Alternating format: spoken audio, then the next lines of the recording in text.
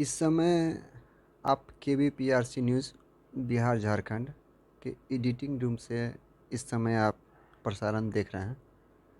इस समय हम चर्चा कर रहे हैं बिहार और झारखंड में बढ़ते हुए कोविड प्रकोप के बारे में। हमारे साथ इस समय हैं असिस्टेंट मल्टीमीडिया एडिटर KBPRC के।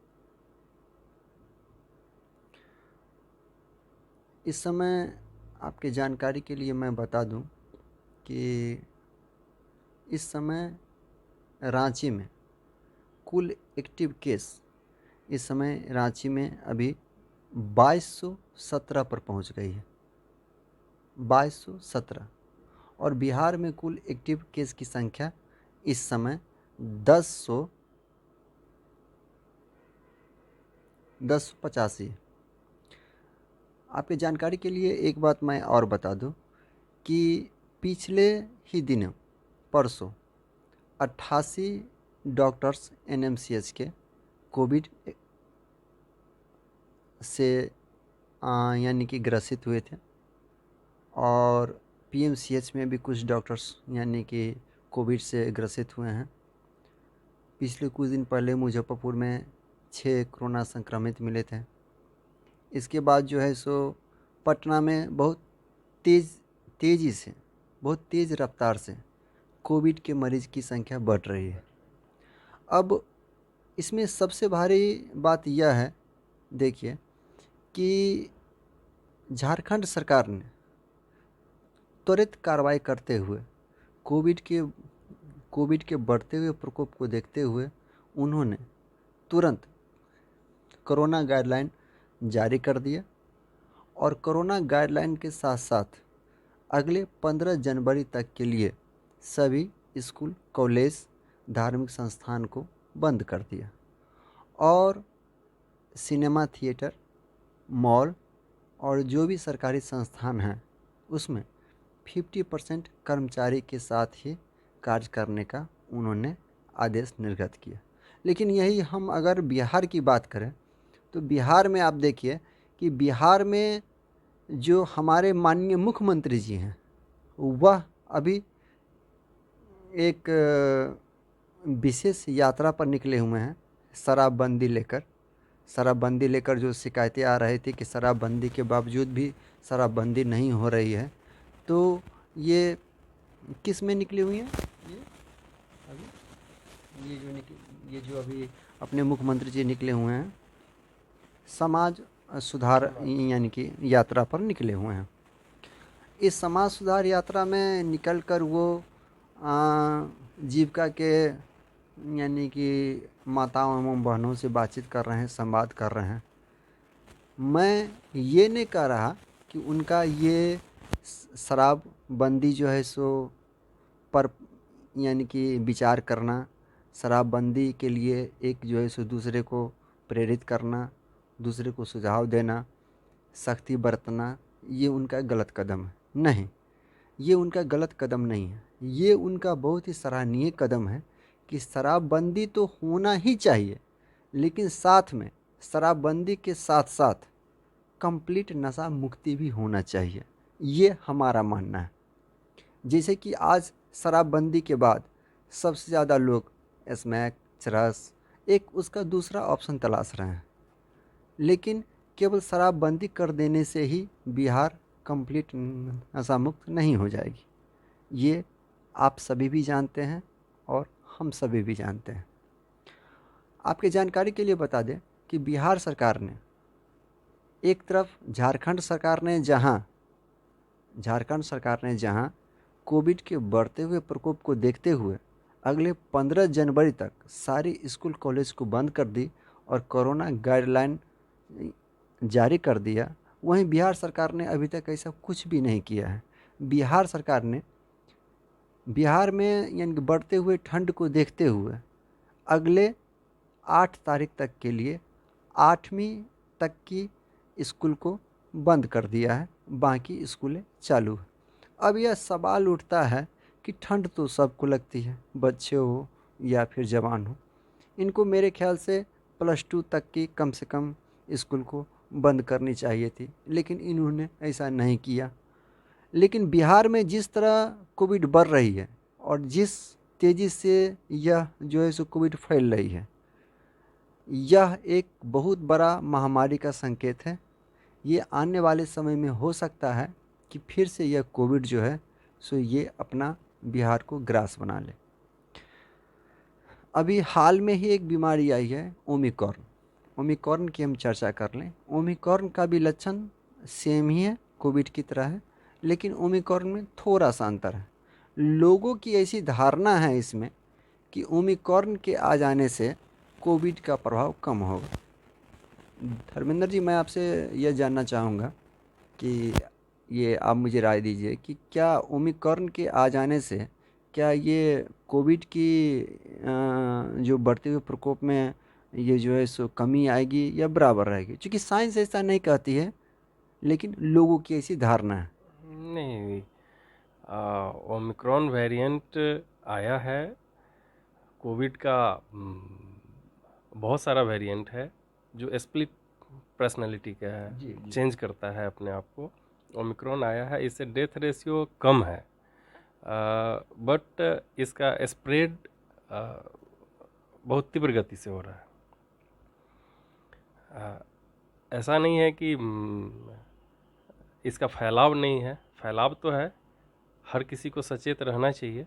बट इससे ओमिक्रॉन वेरिएंट हो या डेल्टा वेरिएंट हो, इस सब से इसका डेथ रेशियो कम है।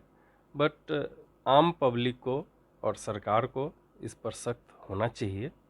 जी जी, ज़रूर। आपने बहुत अच्छी बात कही है कि इस पर सरकार को जो सो सख्त होना चाहिए, सख्त कदम उठाने चाहिए। एक इस पर जो है सो एक कानून और एक नियम ज़रूर अवश्य बननी चाहिए।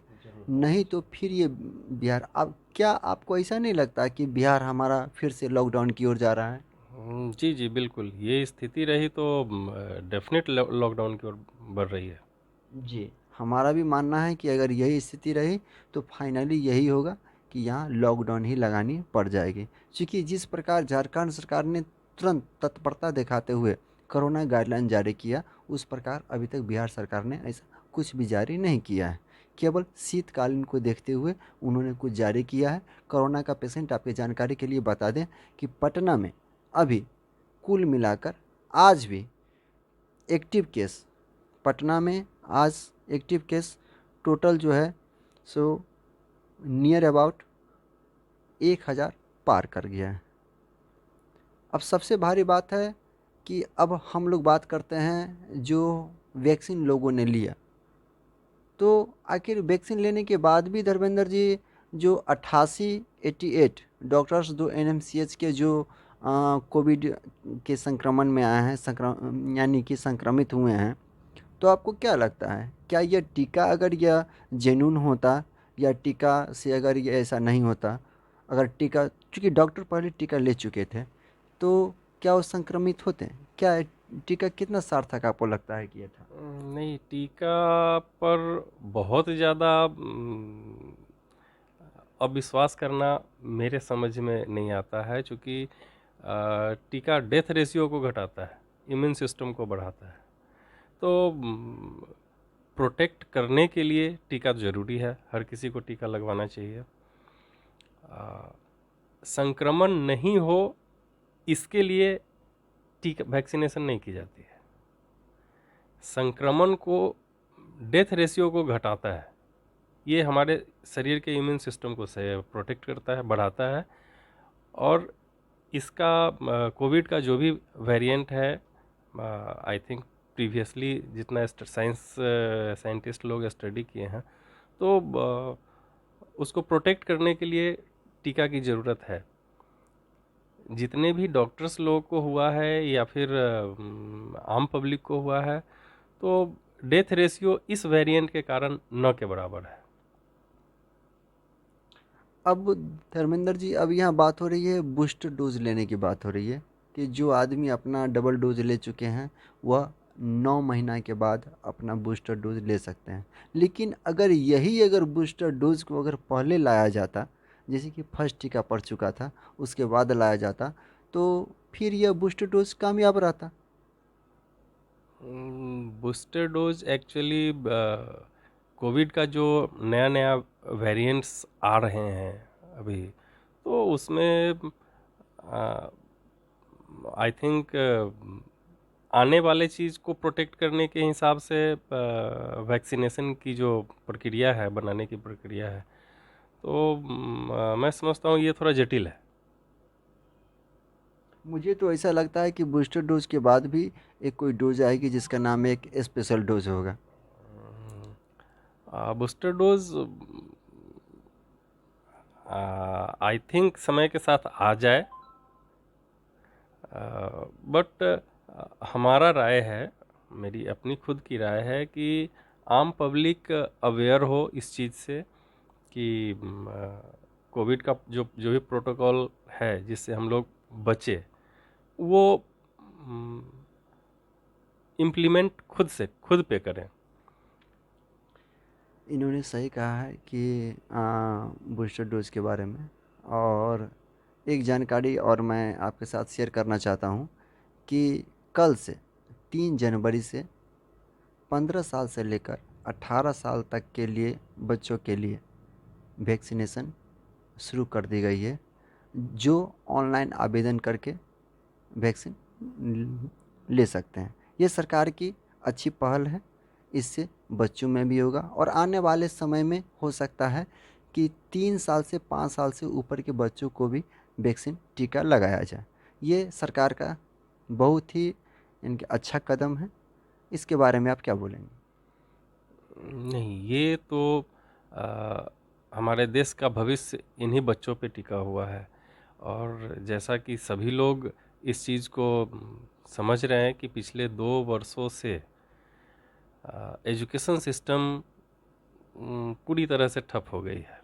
जी, जी, जी, जी, मैं आपको रोकना चाहूँगा 1 मिनट के लिए। एक सवाल हमारे मन में भी जग रहा है, ऐसा जग रहा है कि हम सोच रहे हैं कि ये जो बच्चों का लाइफ जो 2 साल से जो गड़बड़ हुआ, तो जैसे कि सबों के लिए ये वैक्सीन जो चुना गया, ये ऊपर वाले लोगों के लिए, तो बच्चों के लिए भी वैक्सीन के लिए इनकी पहली व्यवस्था क्यों नहीं की गई? अगर उनके बारे में भी सोचा जाता, तो बिल्कुल, आज जो है सो बहुत ऐसे बच्चों का भविष्य जो है सो बच जाता। बिल्कुल गवर्नमेंट को। अब आजकल क्या हो रही है, ऑनलाइन पढ़ाई हो रही है। तो ऑनलाइन पढ़ाई में क्या होता है, वो एक एप्लीकेशन होता है जिसको आप अगर किसी अगर स्कूल का फीचर नहीं भी लेते हैं, तो एक गूगल के माध्यम से, एलेक्सा के माध्यम से आप उसकी पढ़ाई कर सकते हैं।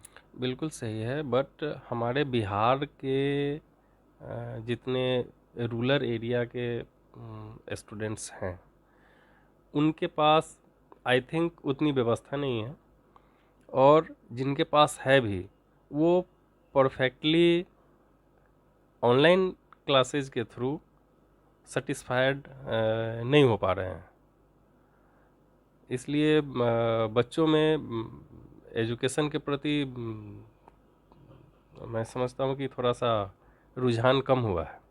रुझान भी कम हुआ है और जो सिस्टम मैनुअली पढ़ाई होती है, मैनुअली पढ़ाई में और ये डिजिटल पढ़ाई में बहुत ही अंतर होती है। उसमें बच्चे सही ढंग से जो है सो नहीं कुछ बातों को समझ पाते हैं, सीख पाते हैं। बहुत ढेर सारे बच्चों का हमारे यहाँ कंप्लेन भी आया कि इसमें जो है सो हमें पूरी तरह से हम इसको समझ नहीं पाते हैं, तो फिर उसको रिप्ले करके देखते हैं, फिर उसको रिप्ले कर देखते हैं, लेकिन फिर भी नहीं समझ पाते हैं। फिर अगर उसका अगर कंप्लेंट डालते हैं, तो फिर मुझे उससे संबंधित हमें मटेरियल भेज दिया जाता है कि आप इसको देख लीजिए। तो ये जो 2 साल बच्चों का गया, अगर उनके लिए भी अगर व्यवस्था की जाती, तो आज बच्चों कहने का मतलब कि कम से कम हायर सेकेंडरी वाले बच्चे का जो है सो, किशोर बच्चे का, ये कम से कम जो है सो ये 2 साल जो है सो इतना ज़्यादा गड़बड़ नहीं जाता। जी जी बिल्कुल। आई थिंक गवर्नमेंट को इस चीज़ के बारे में प्रायोरिटी लेनी चाहिए, जिस तरह से हेल्थ एजुकेशन हेल्थ सिस्टम पे जो सरकार कदम उठाई थी, कोविड से रिलेटेड जितने भी केसेज आए थे, हॉस्पिटलिटी को की व्यवस्था को दूर किया गया। आई थिंक एजुकेशन सिस्टम पे सरकार का कोई ध्यान ही नहीं है। बिल्कुल, बिल्कुल, आपने सही कहा है कि जैसे कि एजुकेशन पर ही नहीं, अभी जैसे देखिए कि कोविड बहुत तेज़ी से फैल रही है और हमारे माननीय मुख्यमंत्री जी जो है सो अभी ये अभी बिहार में जो है सो समाज सुधार अभियान में लगे हुए हैं। तो समाज सुधार अभियान में लगे हुए हैं तो वहाँ काफ़ी भीड़ में लोग आ रहे हैं, काफ़ी भीड़ में जो है सो लोग अपना वार्तालाप कर रहे हैं, सोशल डिस्टेंसिंग का पालन नहीं कर रहे हैं। तो इसमें तो कोविड एक और जो है सो और ज़्यादा बढ़ने का चांसेस इसमें निकलता है। तो इसमें सरकार को ये चाहिए, मैं ये नहीं कहता हूँ कि उनका ये समाज सुधार अभियान जो है सो खराब है, ये बहुत अच्छी पहल है सरकार की, ये बहुत ही अच्छी पहल है, बहुत ही सराहनीय पहल है। लेकिन ये अभी इस समय में, जिस समय में बिहार फिर से कोविड की ओर यानी कि आगे बढ़ रहा है, कोविड फिर से बिहार को अपना ग्रास बनाने के चक्कर में है, इस समय ये शायद मुझे लगता है कि सरकार को बैक होना चाहिए और कोविड पर विशेष ध्यान देने की ज़रूरत है। जी जी बिल्कुल, मैं आपसे पूरी तरह सहमत हूँ। इसमें कोविड प्रोटोकॉल के जितने भी सार्थक कदम हैं उसको उठाया जाना चाहिए। और आम पब्लिक से भी हमारा रिक्वेस्ट है कि अपने को बचाने के लिए, अपने खुद को बचाने के लिए कोविड के नियम का पालन करें। जी, बहुत सारे लोग अभी देखे जाते हैं कि इतना कोविड का प्रकोप बढ़ रहा है, लेकिन फिर भी कोविड के प्रकोप के बढ़ने के बाद लोग अभी भी मास्क का प्रयोग नहीं कर रहे हैं, सैनिटाइज़र का प्रयोग भूल गए हैं, सोशल डिस्टेंसिंग का यानी कि प्रयोग भूल गए हैं। तो फिर इसमें एक जागरूकता अभियान चलानी होगी, उसके लिए एक सरकार को सख्त कदम उठाना होगा, कोरोना गाइडलाइन पुनः फिर से जारी करना होगा। हो सकता है कि फिर से नाइट कर्फ्यू, डे कर्फ्यू या फिर यानी कि ऑड इवेंट जो है सो ये दुकान ये एक दिन बीच करके खोला जाए, ये किया जाए, फिर इस पर कंट्रोल पाया जा सकता है। अगर इस बार अगर कोविड के कारण अगर यह जो है सो बिहार को अगर यह कोविड अगर ये ग्रास बनाता है तो इस बार अब एक तो पहले से ही 2 साल से कोविड के कारण जो है सो पूरी जनता सड़क पर आ गई है। पूरी जनता कहने का मतलब कि जितने भी गरीब तबके के लोग हैं जो रोज़मर्रा से अपना जीवन चलाते थे वो तो पूरी तरह से सड़क पर आ गए हैं। जो सरकारी नौकरी वाले हैं, जो मेडिसिन वाले हैं, जो किराने वाले हैं, केवल बचे हुए हैं। बाकी सारे लोग जो है सो सड़क पर हैं, बेरोज़गार हो गए हैं। तो सरकार को इस पर विशेष ध्यान देने की ज़रूरत है। जी जी बिल्कुल, मैं आपसे पूरी तरह सहमत हूँ। मैं KVPRC न्यूज़ के माध्यम से सभी लोगों से ये आग्रह करना चाहूँगा कि सरकार की बातों को छोड़िए, वो कदम उठाए या ना उठाए, जान है तो जहान है। तो मैं ये कहना चाहता हूँ कि स्वयं सतर्कता बरतिए, स्वयं मास्क पहनिए, दूसरे को भी प्रेरित करिए और कोविड से बचने का उपाय स्वयं ढूंढिए और दूसरे को भी बताइए। KVPRC न्यूज़ देखने के लिए आपका बहुत बहुत धन्यवाद।